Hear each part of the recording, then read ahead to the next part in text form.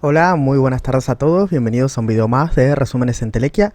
En esta ocasión vamos a ver brevísimamente la historia de la psicología social, para lo cual voy a estar recomendando como bibliografía Conceptos fundamentales de la psicología social de Gustavo Costa, Edgardo Echehazar y Grupo de Cátedra de la Facultad de Ciencias Sociales de Lomas de Zamora. Antes de comenzar con el resumen, voy a hacer un pequeño aviso parroquial, y es que si habitualmente ves mis videos y te sirven para estudiar para parciales y finales, te pido por favor que te suscribas, que le des like o que lo compartas. Parece algo badalí o sin importancia, pero sin embargo a mí me ayuda muchísimo a que cuando busquen estos temas encuentren mi contenido. Actualmente, por ejemplo, el 93% está no suscrito y solamente está suscrito un 7%. Si pudiéramos llegar a una cifra del 10%, esto posicionaría muchísimo mejor al canal. Ahora sí, comencemos. El contenido de este capítulo, que es el capítulo 2, va acerca del contexto del surgimiento de la psicología social, los principales precursores y las características de la psicología social. Vamos a verlo brevemente. En cuanto al contexto, se asemeja mucho al contexto del surgimiento de las demás ciencias sociales. Obviamente partimos de la era moderna con el surgimiento de la ciencia social a partir de la crisis y el cambio producido socialmente en lo político por la Revolución Francesa, en lo económico por la Revolución Industrial. El surgimiento del individuo como protagonista de las instituciones sociales que ahora lo moldean, como la educación pública y la ley, y obviamente el auge de cierto grado de individualismo. En cuanto a los precursores, tenemos de todo tipo, sociólogos, psicólogos y demás.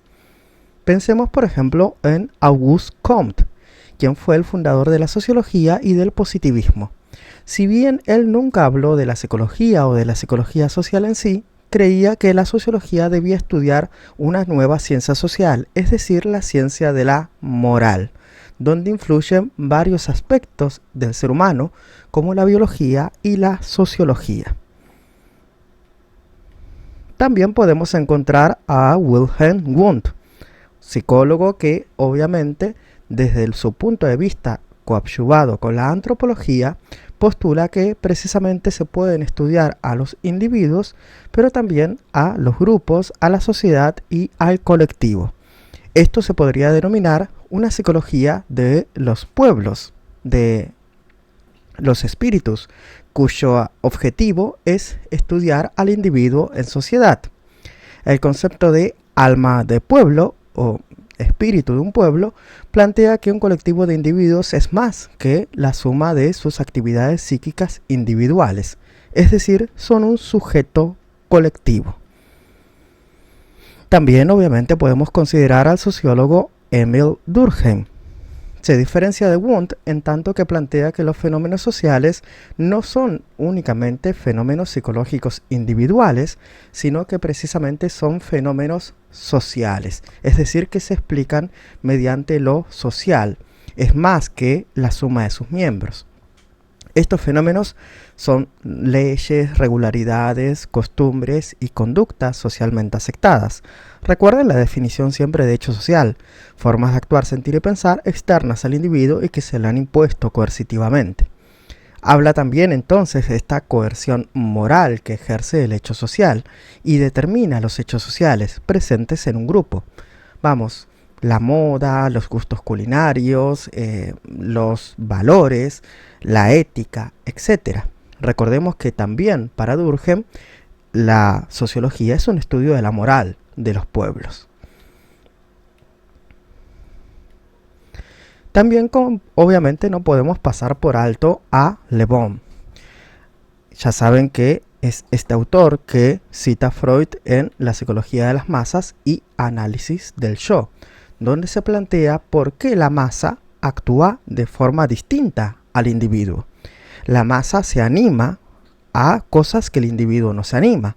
La masa es más irracional que muchos individuos, o la masa es más iracunda o se enfurece más rápido, etc. Pues se plantea precisamente que puede producirse por contagio o por imitación o por sugestión. Estas son diferentes explicaciones de cómo surge lo social o el sujeto social que se comporta ya no como individuo, sino como masa. Algo que se puede ver en actos deportivos, manifestaciones, etc. Cuando un conjunto de personas perfectamente diferenciadas e individualizadas pierden parte de esa individualidad y se empiezan a comportar como se comporta el grupo. Obviamente también podríamos considerar la teoría de la evolución de Charles Darwin, que considera que el hombre como animal es un animal social, que tiene una capacidad física y social de adaptarse al medio, también mediante sus medios sociales, obviamente.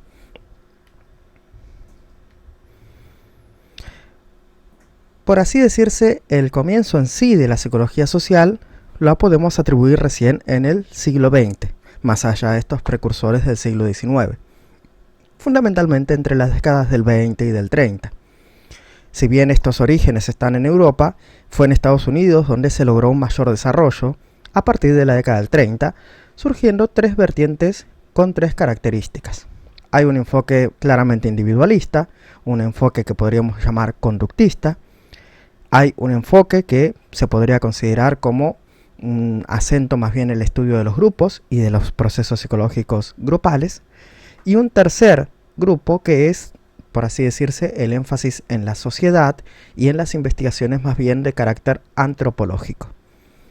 Obviamente, también se desarrolla junto con el surgimiento de la psicología social su método característico, que es el método experimental, también con la medición de actitudes y etc.